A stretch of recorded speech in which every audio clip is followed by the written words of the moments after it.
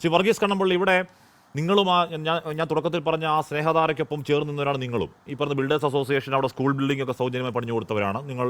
ഈ പറഞ്ഞ പിരിവ് നടത്തി ഹോസ്റ്റൽ പണി ഏതാണ്ട് പൂർണ്ണമായി ചെയ്തു കൊടുത്തവരാണ്. പക്ഷേ അധികമാരും അങ്ങനെ ഗ്രാറ്റിറ്റ്യൂഡ് പോലെ പറഞ്ഞു കേട്ടില്ല. പോട്ടെ, അങ്ങനെ ആരും പറയില്ല.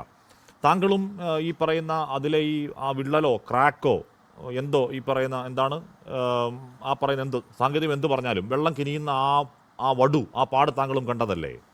അതെങ്ങനെയാണ് പരിഹരിക്കാൻ കഴിയുക? അതൊരു ഡിഫക്റ്റ് തന്നെയല്ലേ ശ്രീ വർഗീസ് കണ്ണമ്പള്ളി? തീർച്ചയായിട്ടും ഡിഫക്റ്റ് പരിഹരിക്കപ്പെടണമല്ലോ.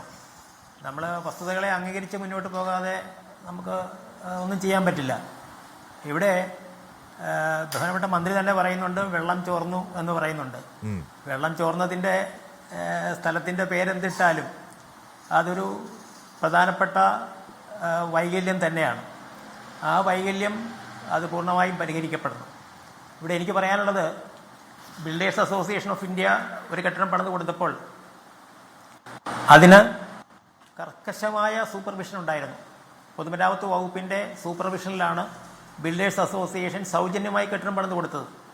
ആ കെട്ടിടം പണിത് കൊടുത്തത് കഴിഞ്ഞ 2025 മാർച്ച് 31 മുമ്പ് ഞങ്ങളത് കൈമാറി. അപ്പോൾ അത്രയും വേഗത്തിൽ കാര്യങ്ങൾ ചെയ്യാൻ കഴിഞ്ഞു. പക്ഷെ ഇവിടെ ഇതുവരെ ഒന്നും ആയില്ല, വിള്ളലിലേക്ക് നിൽക്കുകയാണ്. എനിക്ക് പറയാനുള്ളത്, നിങ്ങൾ പണിഞ്ഞു കൊടുത്ത വീടിന് ഈ പറഞ്ഞ വിള്ളൽ ഉണ്ടായോ? ഏതൊരു നിർമ്മിതിയും ഇല്ല, ഒരു വിള്ളലും ഇല്ല. ഞങ്ങൾ പണിത് കൊടുത്ത സ്കൂൾ ബിൽഡിംഗ് ആണ്. ആ സ്കൂൾ ബിൽഡിങ്ങിന് ഒരു കുഴപ്പവുമില്ല. കഴിഞ്ഞ 2025 മാർച്ച് 31 മുമ്പ് ഞങ്ങൾ കൈമാറി. ഇപ്പോൾ കഴിഞ്ഞ വർഷം ക്ലാസ് നടന്നു, യാതൊരു കുഴപ്പമില്ലാതെ ആ ബിൽഡിങ്ങിൽ നിൽക്കുന്നു. ഒരു പൈസ പോലും വാങ്ങാതെ കരാറുകാരുടെ സംഘടനയായ ബിൽഡേഴ്സ് അസോസിയേഷൻ ഓഫ് ഇന്ത്യ നിർമ്മിച്ചു കൊടുത്തതാണത്. എനിക്കിവിടെ പറയാനുള്ളത്, ഏതൊരു നിർമ്മിതിയും ഒരു പരീക്ഷണമാണ്. കാരണം നമ്മളിപ്പം ചെന്നൈയിൽ പണിയുന്ന ഒരു വീട് അതേ എസ്റ്റിമേറ്റിലായിരിക്കില്ല നമ്മൾ കുട്ടനാട്ടിലോ അല്ലെങ്കിൽ മാനന്തവാടിയിലോ പണിയുന്നത്. അപ്പോൾ അതിനൊക്കെ മാറ്റം വരും. ഏറ്റക്കുറച്ചിൽ സ്ഥലത്തിനനുസരിച്ച് മാറ്റം വരും, കാലാവസ്ഥയ്ക്കനുസരിച്ച് മാറ്റം വരും. ഇതൊക്കെ അതിജീവിക്കാനായിട്ട് വേണം നമ്മൾ ഗവൺമെൻറ് ശ്രദ്ധിക്കേണ്ടത്. ഇവിടെ ശ്രദ്ധിക്കേണ്ട കാര്യം, ഇത് പൊതുപണം ഉപയോഗിച്ച് നടത്തുന്ന നിർമ്മിതിയാണ്.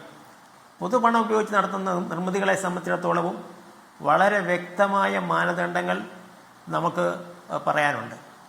PWD മാനുവലുണ്ട്, കോഡുണ്ട്, ഫിനാൻഷ്യൽ കോഡുണ്ട്.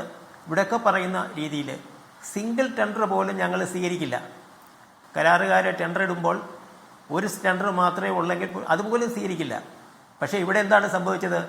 എസ്റ്റിമേറ്റ് ഉണ്ടാക്കാതെ അവിടെ പോയി പരിശോധന നടത്തി ഡിസൈൻ തയ്യാറാക്കാതെ യാതൊന്നും തയ്യാറാക്കാതെ വർക്ക് ഒരു ഏജൻസിയെ ഏൽപ്പിക്കുകയാണ്. ഇതെന്തൊരു ചതിയാണിത്, എന്തൊരു അന്യായമാണ്. ഊരാളുങ്കൽ എന്തെങ്കിലും ആയിക്കോട്ടെ, ഊരാളുങ്കലിന് പൊതുപണം ഉപയോഗിച്ച് ചെയ്യാൻ പോകുന്ന പണിയുടെ എസ്റ്റിമേറ്റ് നോക്കാതെ അവരുടെ കേപ്പബിലിറ്റി നോക്കാതെ അവർക്ക് വർക്ക് മുന്നേറി കൊടുക്കുകയാണ്. അല്ല ശ്രീ വർഗീസ് കണ്ണമ്പള്ളി, ഇവിടെ ഈ പറയുന്ന അവര് സാധാരണ 30 ലക്ഷം ആദ്യം പറഞ്ഞു. എന്താണ് വലിയ പ്രശ്നം ഉണ്ടായതിനെ തുടർന്ന് അപ്പോൾ അത് 20 ലക്ഷത്തിലെ കുറച്ച് ഇപ്പോൾ 26 ലക്ഷത്തെ എന്ന് കേൾക്കുന്നു. ഇപ്പോഴും കൃത്യം ഒരു വീടിന് അത്ര വ്യക്തതയില്ല. മൊത്തം 290 കോടി കൊടുക്കുന്നുണ്ട്. അത് എന്തിനാണ് 290 കോടി വ്യക്തമല്ല. നമ്മൾ എങ്ങനെ പരമാവധി കണക്കെടുത്ത് നോക്കിയാൽ 150 കോടിയിലപ്പുറം അതിൽ കാണുന്നില്ല. പക്ഷേ ഈ പറയുന്ന 1000 സ്ക്വയർ ഫീറ്റ് വീണ് 26 കോടി എന്ന് പറയുന്നത് തന്നെ ഈ ദുരന്ത പ്രതിരോധ ഭാവിയിൽ ഉണ്ടാകാൻ പോകുന്ന ഭൂകമ്പത്തെ പ്രതിരോധിക്കാൻ കനത്ത സംവിധാനങ്ങളാണെന്ന് പറയുന്നത്. അതിൽ വിള്ളൽ ഉണ്ടായിക്കൂടാ. സാധാരണ വീടല്ലത്. ഇതാരാ പറയുന്നത്? ഇതിൻ്റെ എസ്റ്റിമേറ്റ് എവിടെ? ഇതിൻ്റെ ഡിസൈൻ എന്ത്? ഇങ്ങനെ വെള്ളം ചോർച്ച വരുമ്പോഴാണോ 7 ഇഞ്ച് കനത്തിൽ കോൺക്രീറ്റ് ചെയ്യാൻ പോകുന്നത്? അല്ലല്ലോ. ഇതിനൊരു എസ്റ്റിമേറ്റ് നേരത്തെ ഉണ്ടാക്കണ്ടേ? ഇതിൻ്റെ ഡിസൈൻ ഇല്ലേ?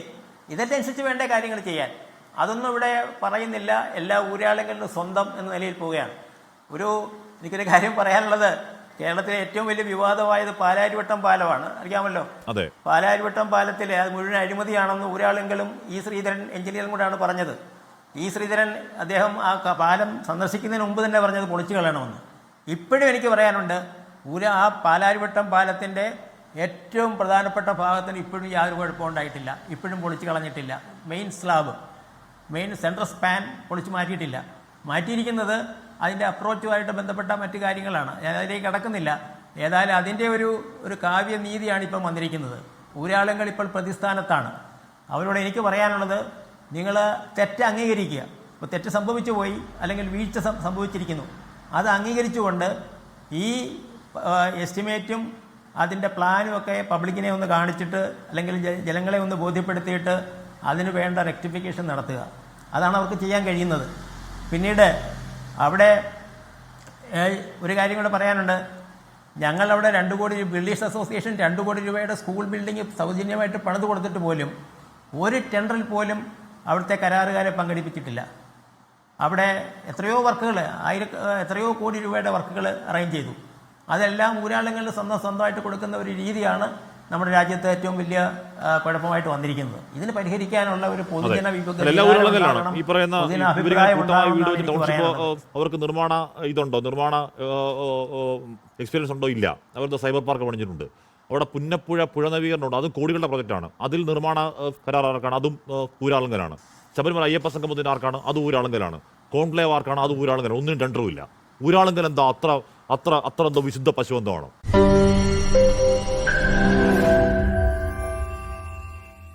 ലോകത്തെവിടെയായാലും ഏത് സമയത്തും 24 വാർത്തകളും ഓഗ്മെന്റഡ് റിയാലിറ്റി പാക്കേജുകളും എക്സ്പ്ലെയിനറുകളും വിശദമായി കാണാൻ ഞങ്ങളുടെ യൂട്യൂബ് ചാനൽ നിങ്ങൾക്ക് സബ്സ്ക്രൈബ് ചെയ്യാം.